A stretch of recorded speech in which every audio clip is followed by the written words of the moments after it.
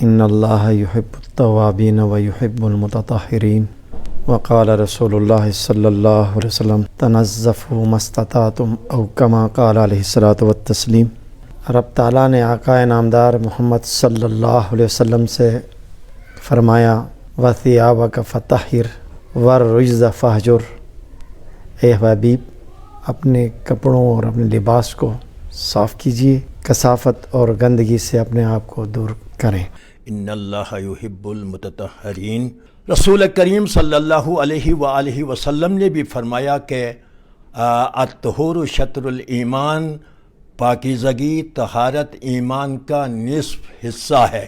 یہ جو پلاسٹک کے شاپنگ بیگ جو ویسٹ مینجمنٹ میں بہت ہی اہم ہے، اس کو خراب کرنے میں، غلاظت میں، چونکہ اس کے گلنے سڑنے میں کئی سو سال لگ جاتے ہیں، تو پلاسٹک بیگز پہ بھی 1 جنوری سے پابندی لگ رہی ہے، تو اس حوالے سے بھی تعاون کریں کہ پلاسٹک کے بیگ کا استعمال کم سے کم کریں۔ ضرورت اس بات کی ہے کہ یہاں پر ہر شخص انفرادی طور پر اپنے گھر کے افراد کی حد تک، آس پاس محلے کی حد تک اپنے گلی کوچے کو اور پورے شہر کو صاف رکھنے کا جذبہ رکھیں اور ذمہ داری کے ساتھ، احساس کے ساتھ کام کریں، تو یقیناً یہ کوئی مشکل کام نہیں ہے۔ صفائی سے انسان انسان ہے، صفائی سے انسان ہے، صفائی دکھی نصف ایمان ہے۔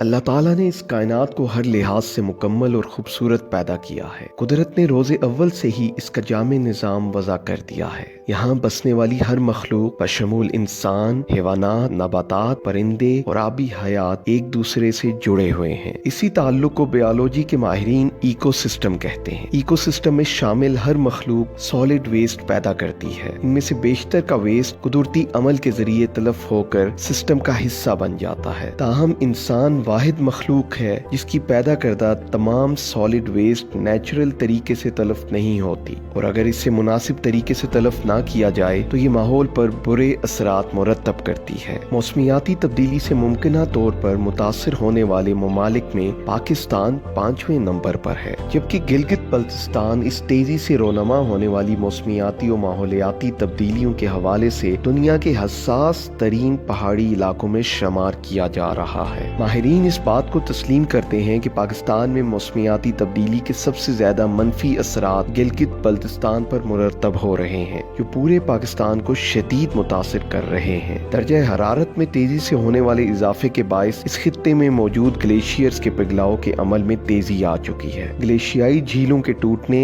سیلاب، لینڈ سلائیڈنگ اور دریائی کٹاؤ کے نتیجے میں ہونے والے نقصانات بھی بڑھتے جا رہے ہیں۔ لینڈ سلائیڈنگ گلگت بلتستان کا ایک اہم مسئلہ بن چکا ہے۔ گلگت بلتستان جو صاف ترین پانی کے لیے مشہور تھا، اب وہ پانی انتہائی آلودہ ہو چکا ہے۔ سالڈ ویسٹ کا انتظام نہ ہونے کی وجہ سے آبادیاں اپنا کچرا دریا میں پھینک دیتی ہیں۔ بڑھتی ہوئی آبادی، صنعتیں اور مصنوعات کا بے دریغ استعمال، یہ سب وجوہات بڑے پیمانے پر پیدا ہونے والے کچرے اور کوڑا کرکٹ کو ٹھکانے لگانے کا مناسب بندوبست میں ایک بڑی رکاوٹ ہے، جو کہ موسمیاتی تبدیلی کی ایک بہت اہم وجہ بھی ہے۔ دنیا میں اس وقت سالانہ 2 بلین ٹن کچرا پیدا ہوتا ہے۔ پیدا ہونے والے کچرے میں صرف 15% دوبارہ قابل استعمال بنایا جاتا ہے، جبکہ 85% سمندر میں بہا دیا جاتا ہے۔ شہریوں کے اجتماعی شعور میں کمی اور کچرے کو ٹھکانے لگانے کے فرسودہ نظام ایسے عوامل ہیں جو اس مسئلے کی سنگینی میں اضافہ کر رہے ہیں۔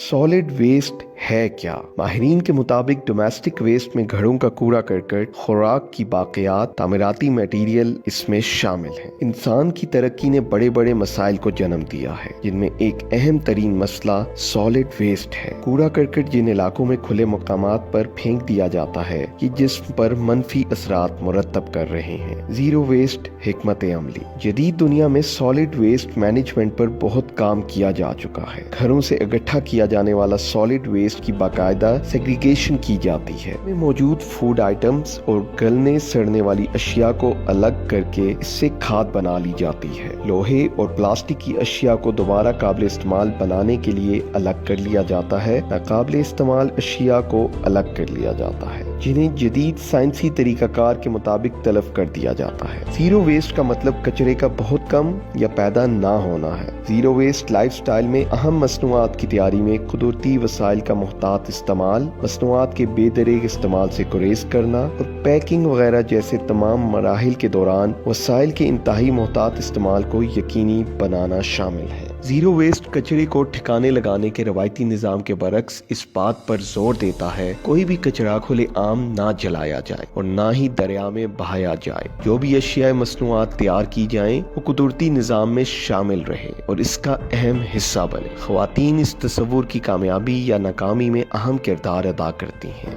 ये हम मुख्तलिफ़ जगहों से उठाते हैं, फिर यहाँ पर लाते हैं, यहाँ हम इसको अलग अलग आइटम छंटी करते हैं। इससे हम प्लास्टिक को अलग करते हैं। जो आपको नज़र आ रहा है वो लोहा हम इससे अलग करते हैं, वो काफ़ी इससे हम अलग करते हैं, टायर अलग करते हैं, गता अलग करते हैं। फिर ये हम बेचते हैं लाहौर। ये जो प्लास्टिक है, प्लास्टिक हम लाहौर बेचते हैं। जो ये डब्बे है सिल्वर के, ये हम गुजरावाला की तरफ बेचते हैं।